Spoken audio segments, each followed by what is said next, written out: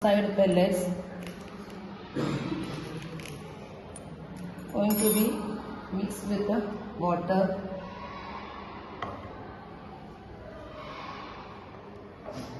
okay, and this should be dissolved. So this is called a base solution. This is our base solution.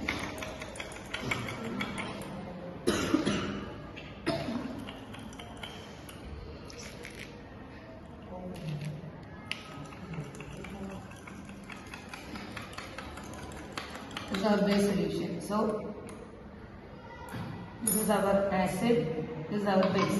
So red litmus paper changes base.